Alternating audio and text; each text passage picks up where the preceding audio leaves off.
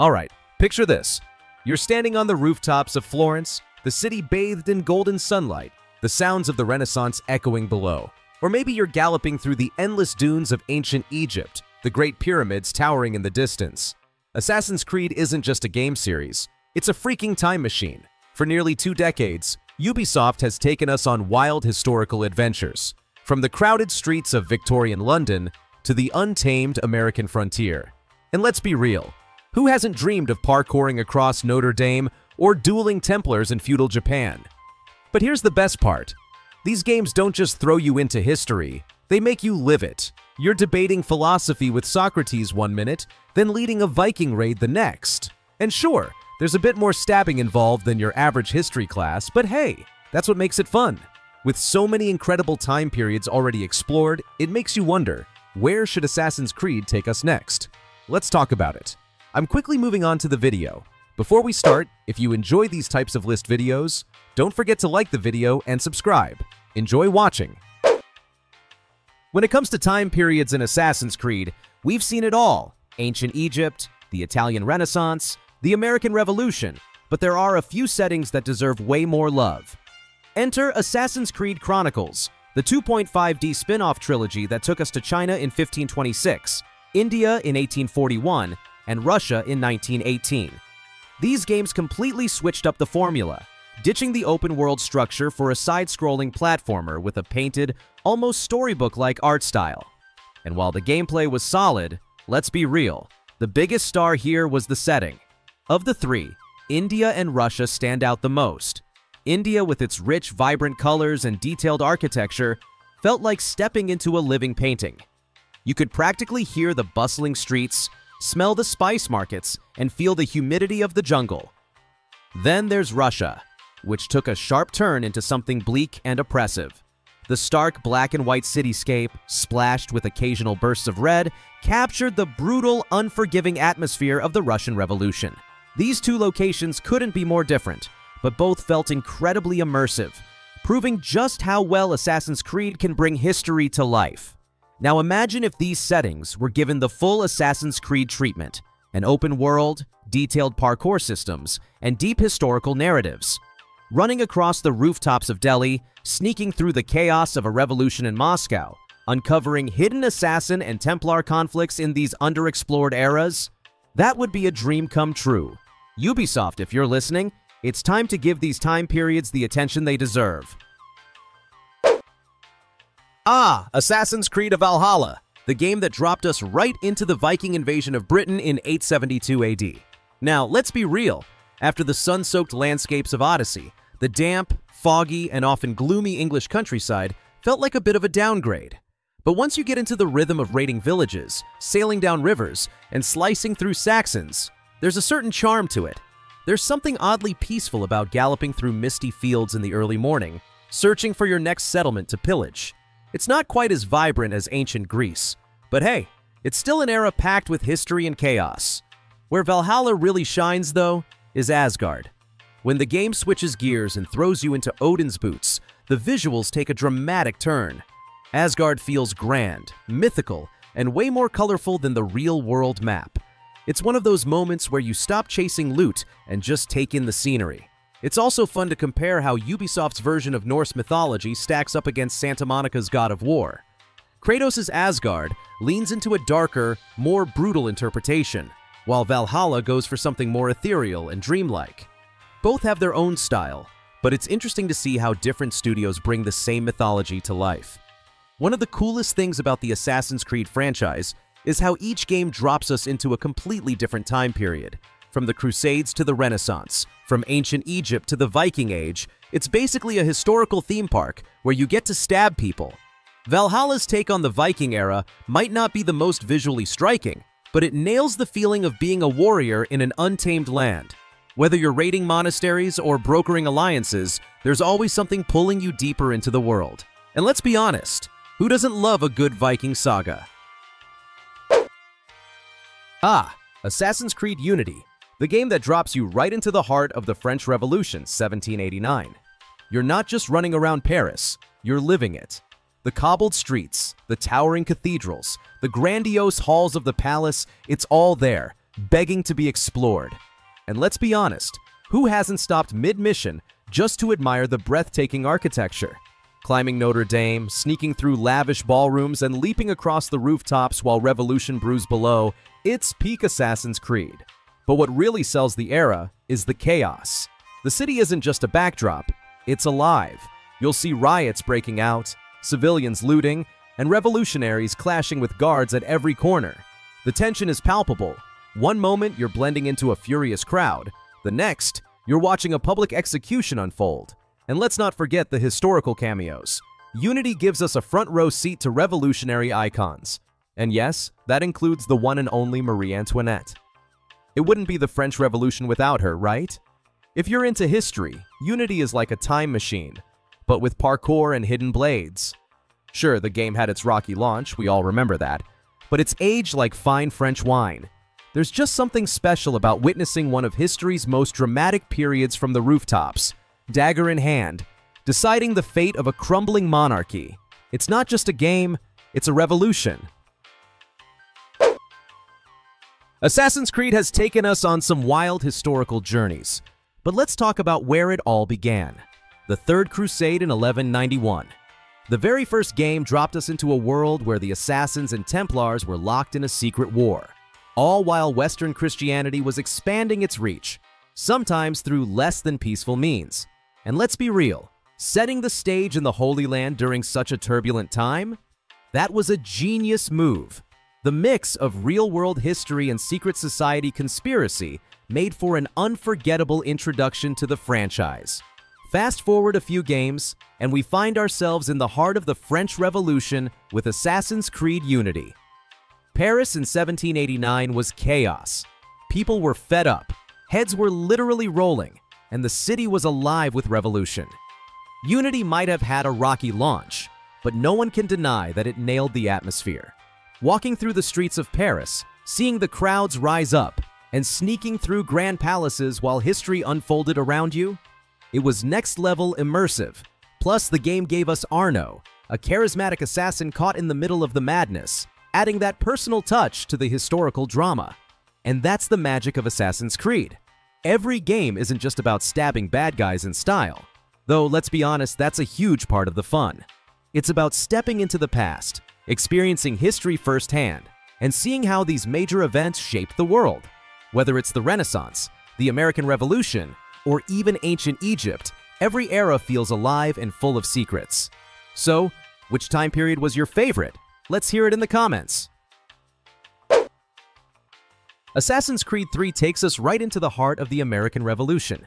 And let's be honest, who hasn't daydreamed about running across 18th century rooftops in Boston, or sneaking through the dense wilderness of the frontier?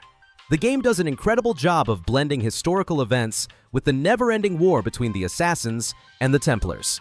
It's not just about stabbing redcoats and throwing tomahawks, it's about witnessing history unfold firsthand, from the Boston Tea Party to the signing of the Declaration of Independence. One of the coolest things about this game is how it makes history feel alive. You're not just reading about Paul Revere's midnight ride, you're on the ride, galloping through the countryside as British troops close in. The world feels lived in, from the bustling streets of New York to the rugged frontier where nature is just as dangerous as any enemy. It's not all urban parkour this time. Climbing trees and hunting in the wilderness add a fresh layer to the gameplay. And let's not forget naval battles, because nothing says historical accuracy like taking down an entire fleet with a well-placed broadside. But what really makes Assassin's Creed 3 stand out is its atmosphere. The sights, the sounds, the tension in the air, it all pulls you into the era. The people around you react to the changing times, whether they're revolutionaries fighting for freedom or loyalists clinging to British rule. And while Connor might not be the most charismatic protagonist in the series, his story is deeply tied to the birth of a nation, making every mission feel like a piece of a much bigger picture. It's a game that doesn't just let you see history, it lets you live it. Ancient Egypt in 49 BC is a setting that just hits differently in Assassin's Creed Origins. One moment, you're wandering through a vast desert, nothing but golden dunes stretching endlessly in every direction. Then suddenly, you stumble upon a lively village, market stalls overflowing with goods, locals bargaining over fresh produce, and the ever-iconic palm trees swaying in the breeze. It's this contrast that makes the world feel so alive. You can almost feel the heat rising off the sand, hear the distant chatter of merchants, and smell the spice-filled air. It's immersive in a way that few open-world games manage to pull off.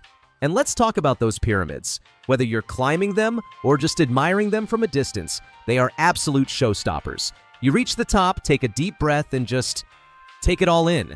The sun setting over the Nile, the cities scattered across the horizon, the sheer scale of everything, it's breathtaking. This is exactly why photo mode exists. There's something undeniably magical about standing on one of history's most iconic structures, knowing that Bayek's world is a mirror of a civilization that actually existed thousands of years ago. Of course, it's not all beauty and tranquility. At times, the landscape feels empty, because, well, it was. But that's part of what makes it work. The vast open spaces make the bustling cities feel even more alive. Every journey across the desert feels like an adventure, whether you're chasing bandits, uncovering lost tombs, or just following a trail of mysterious ruins. Assassin's Creed Origins doesn't just take you to ancient Egypt, it makes you feel like you're truly living in it. Victorian London in Assassin's Creed Syndicate is an absolute treat for history lovers and gamers alike. Set in 1868, right at the tail end of the Industrial Revolution, the game captures the essence of a city in transition.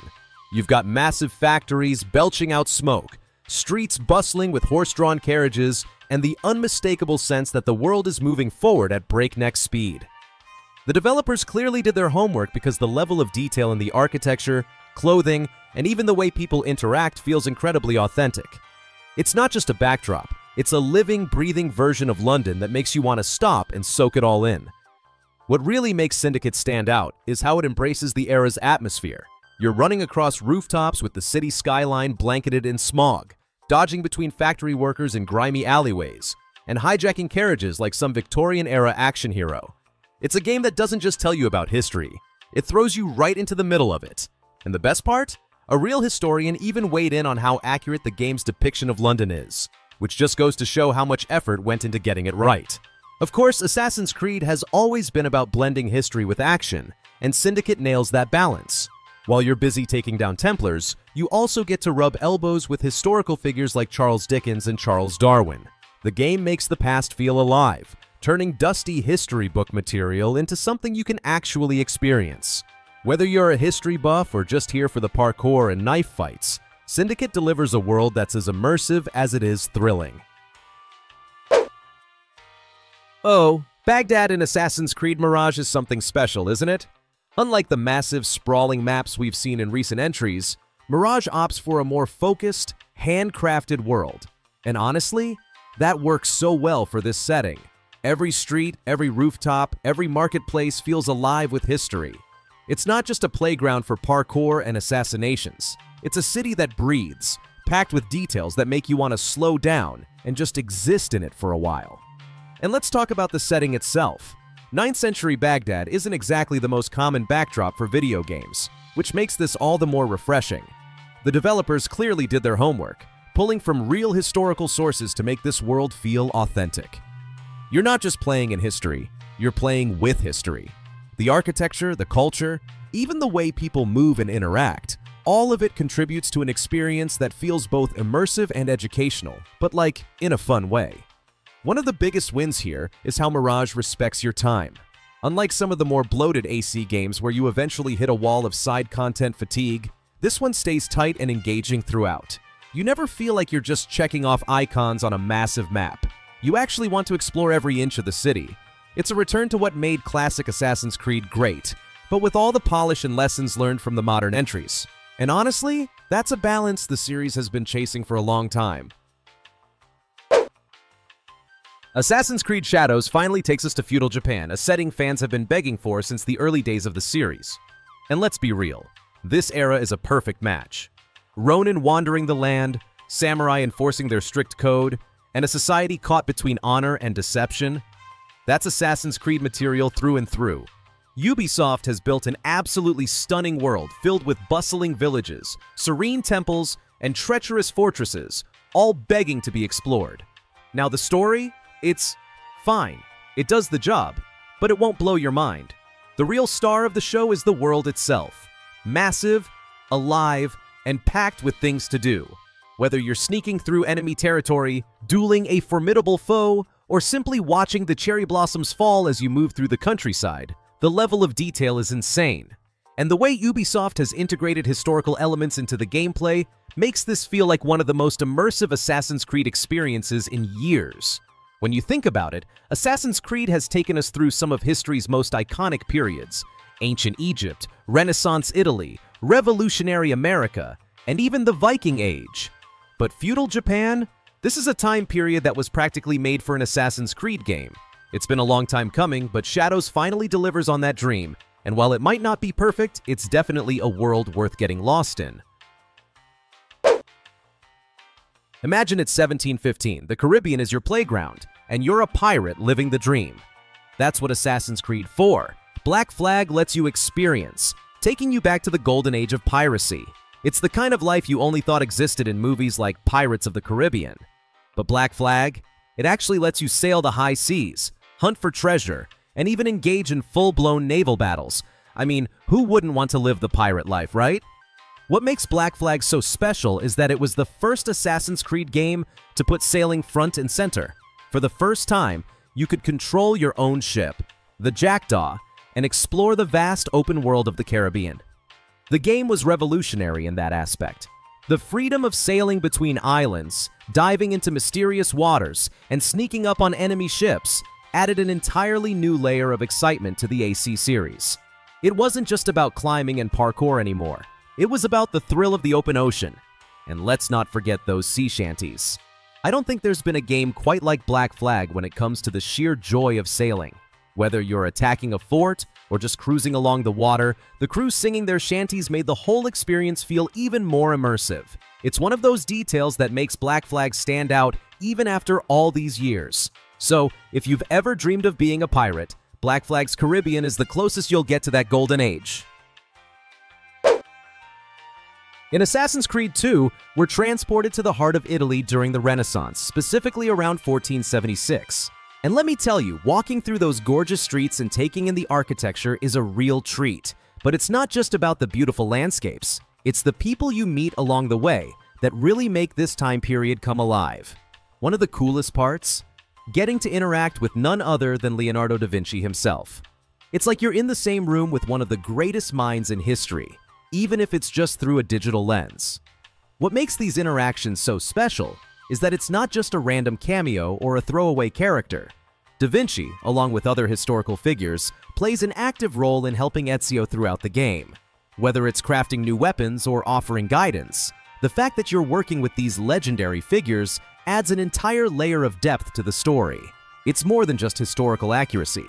It's about making you feel like you're part of something bigger, like you're really there in the middle of these revolutionary times.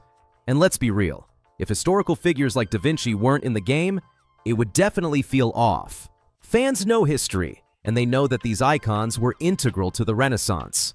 So, having them embedded in the plot just makes the whole experience that much more immersive. It's one of those things that adds credibility to the game's setting, and honestly, it just makes it a lot more fun.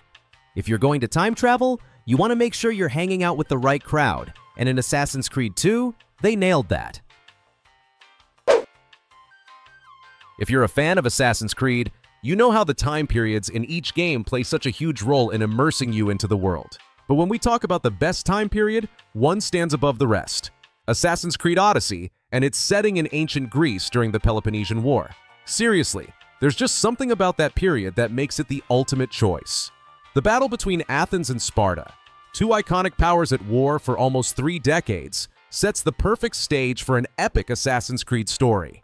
And the added bonus? Greek mythology is literally woven into the narrative, creating a world full of gods, legends, and mythical creatures that make every encounter feel larger than life.